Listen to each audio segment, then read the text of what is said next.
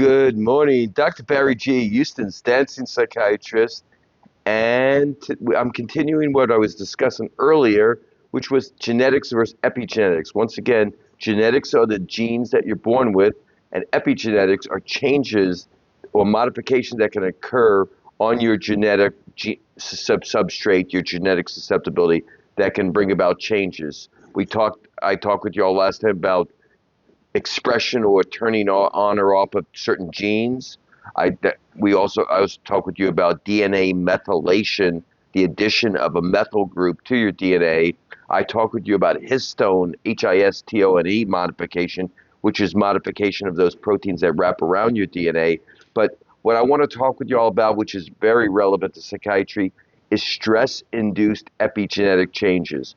Basically, what that talks about is that trauma or chronic stress can alter the expression of certain genes, i.e., turning on certain genes or off certain genes.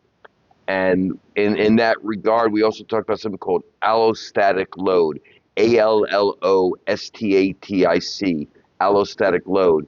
It basically refers to the cumulative wear and tear on the body from chronic stress. So it's not your genetics per se, but it's tied into your genetics as chronic stress, like wear and tear on a car, can bring about changes, i.e., expression or lack of expression of certain genes that can be, and this is very relevant in life and psychiatry. Let me give you an example of that.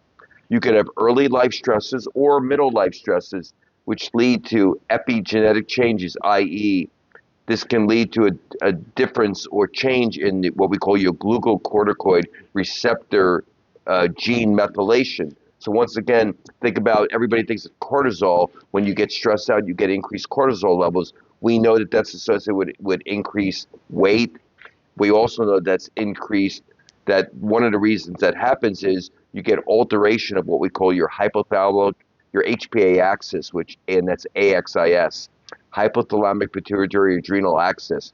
You get modifications in the HPA axis, and that glucose. So you get stressors, life stressors that affect your glucocorticoids or your cortisol receptor uh, genes, leads to methylation of that. That leads to alterations in your hypothalamus, pituitary adrenal gland, and that leads to a long-term vulnerability to mood and anxiety disorders. So once again, your genetics are important, but also things that happen to those genes are important too. That's going to be the first part that we talked about today. So we talked about what epigenetic modifications can occur. Once again, DNA methylation, histone modification, that's addition of methyl groups to your DNA or alteration of the proteins around your DNA, the histones, stress-induced epigenetic changes, and allostatic load.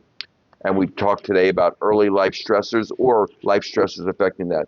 When I continue this, we're going to then be talking about other things in that regard. We're going to be talking about, we're going to really be talking about the fact that the genes are the blueprint.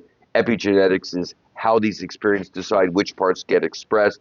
And we're going to be talking about techniques to improve your epigenetics, i.e., how to fend off the attack of life stressors on your body. That's what we'll be talking about next time.